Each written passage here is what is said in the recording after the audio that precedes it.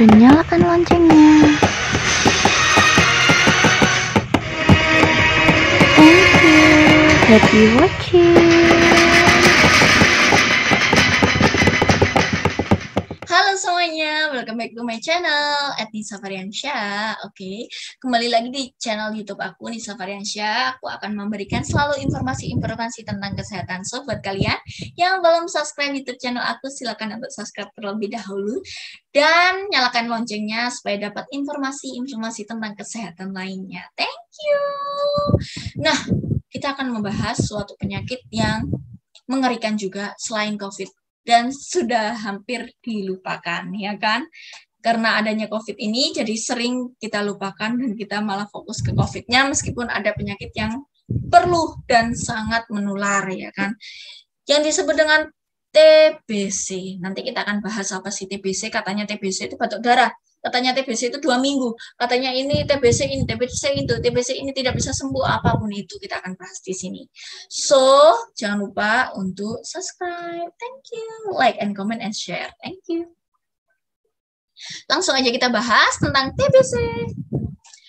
Nah, jadi sebenarnya apa sih TBC itu?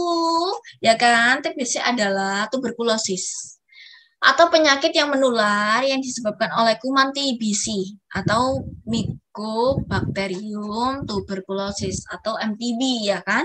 Nah, ini kuman atau bakteri ini spesifik dan ini menyerangnya ke tubuh manusia terutama di paru. Meskipun TBC ini bisa bukan hanya di paru, bisa di tulang ataupun dimanapun, tapi memang di selaput otak juga bisa, tapi memang yang paling sering adalah di paru. Nah, TBC ini bukan penyakit turunan ya, banyak orang yang salah persepsi, apalagi TBC itu dianggap penyakit santet, karena batuk nggak selesai-selesai, batuk berdarah, ataupun penyakit turunan kutukan, enggak ya kan. Semua penyakit itu kalau bisa diobatkan dulu ke dokter, supaya kalian itu lebih paham ya kan. Minta penjelasan ke dokter yang kalian percaya untuk menjelaskan tentang penyakit kalian, ya kan. Banyak sekali persepsi yang salah tentang TBC dan ini yang menyebabkan malah penanganannya terlambat dan kurang tepat. Sehingga kalau kalian memang tahu ada indikasi ke arah TBC, jangan ragu, jangan malu, jangan merasa ini adalah penyakit kutukan dan aku memang ditakdirkan seperti ini. Bukan seperti itu ya. Ini bisa diobati dan jangan sedih, jangan panik. Semua ada obatnya. Oke, kita akan bahas next. Nah, apa sih gejala TBC itu ataupun TB ya kan? Gejala TB, kita akan membahas gejala TB apa sih? Gejala utamanya memang batuk berdahak terus-menerus dan lebih dari 2 minggu ya kan?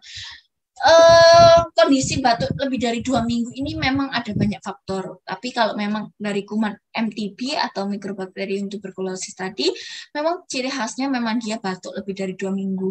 Dan apabila rekan-rekan atau semuanya yang nonton YouTube channel aku ini mengalami batuk lebih dari 2 minggu, jangan sampai salah. Dan jangan sampai mengiranya itu yang aneh-aneh. Please, kalian aware ke diri kalian. Oke, aku batuk 2 minggu, berarti aku perlu untuk penanganan lebih lanjut oleh dokter, seperti itu ya. Nah, untuk gejala utamanya itu selain batuk 2 minggu, ada juga gejala tambahan. Gejala tambahan batuk campur darah. Memang kadang sampai campur darah berarti kan ada luka di bagian parunya, seperti itu ya kan. Kemudian sesak napas dan nyeri dada. Ya, kalau misalnya di parunya memang ada luka, itu kan otomatis fungsi daripada parunya itu berkurang, tidak maksimal. Jadi sesak dan juga nyeri karena sudah mencapai di paru itu ada sarafnya, saraf paru, dan itu memang sudah mengarah ke situ. Tuh. Kemudian berat badan turun. Nah, biasanya memang selain dari TB ini ciri khasnya batuk 2 minggu, dia ada gejala berat badan turun. Memang ini gejala berat badan turun dan drastis. Kalau misalnya kalian nggak punya timbangan, nggak apa-apa, nggak usah mikir timbangan berapapun itu atau apapun itu, atau harus beli timbangan, nggak usah. Kalian bisa meng-aware ke diri kalian atau orang sekitar merasakan, kok kamu kurusan ya, itu jangan dianggap body shaming aja ya. Kita perlu aware, oh iya ya, dalam 5 hari ini aku kurus banget ya, adanya batuk juga. Wow, kita harus mikir ke sana ya. Kemudian bajunya juga sering kegedean. Nah, seperti itu. Kemudian demam meriang berkepanjangan. Seperti itu ya, demam meriang berkepanjangan. Meskipun TBC ini sebenarnya demamnya nggak terlalu tinggi. Cuma sumer ya, istilah orang Jawa tuh sumer atau menggigil meriang seperti itu. Dan itu biasanya pada malam hari, ya kan? Seperti itu. Kemudian berkeringat di malam hari. Nah, ini baru saya bilang berkeringat di malam hari walaupun tidak melakukan kegiatan, sering banget berkeringat di malam hari.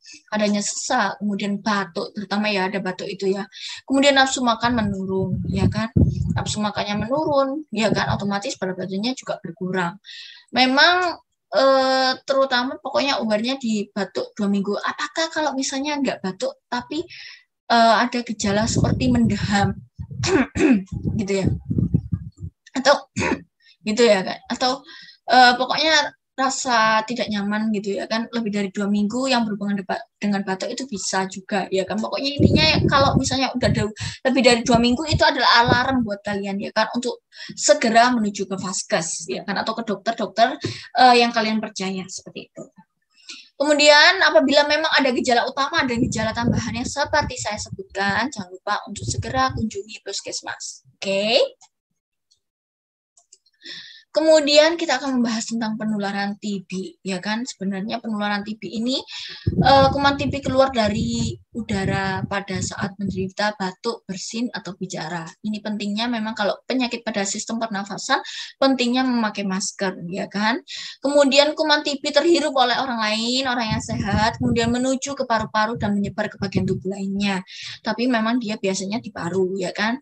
Kemudian di dalam tubuh, kuman TB dilawan oleh daya tahan tubuh. Tetap daya tahan tubuh itu mencoba melawan. Kalau misalnya kita dulu kecilnya pernah diimunisasi ya kan, imunisasi TBC, nah ini bisa untuk melawan. Tapi kalau misalnya memang kita dewasa, kita memang gaya hidup kita ya kan, nutrisi kita, imun kita harus baik. Nah, jika daya tahan tubuhnya itu baik, maka dia bisa terhindar. Tapi kalau lemah, maka dia akan sakit TB, ya kan? Kemudian orang itu bisa tetap sehat, tapi sepertinya dia sehat, tapi dia membawa virus TB, bisa ya, itu namanya karier. Jadi memang nggak selalu sih menunjukkan gejala, tetapi kalau memang udah menunjukkan gejala atau merasa, ya kan, nggak ada ruginya, penyakit TB itu harus ditangani segera dan dibawa ke puskesmas sudah bisa, TBC wajib bisa malah. Jangan pernah ragu ya untuk apabila mengalami penyakit-penyakit seperti ini. Oke? Nah, kemudian gaya hidup sehat dan pencegahan TBC. Kita kalau tahu tentang pencegahan TBC kan lebih enak. Penularannya sudah tahu, gejala dan tandanya juga sudah tahu. Nah, untuk pencegahannya, makan makanan yang bergizi untuk meningkatkan daya tahan tubuh, kemudian membuka jendela agar rumah mendapatkan cukup sinar matahari dan udara segar. Kemudian memang ini faktornya sirkulasi udara, ya kan? Kuman TB itu dapat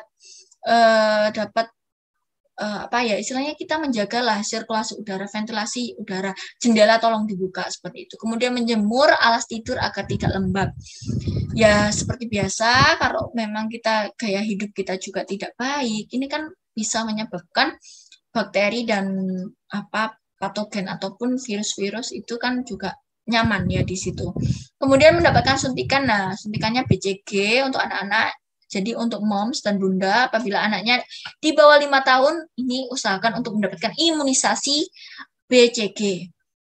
Ini jangan pernah takut ya diimunisasi. Konon katanya diimunisasi gini, diimunisasi gitu. Enggak. Efeknya memang imunisasi demam itu wajar, ya kan? Kipinya karena dia akan memproses untuk melawan, tapi dia akan setidaknya dia akan punya proteksi diri untuk terhindar dari TBC. Kemudian juga menghindari untuk TB yang berat, biasanya kan lebih ringan kalau orang yang diimunisasi.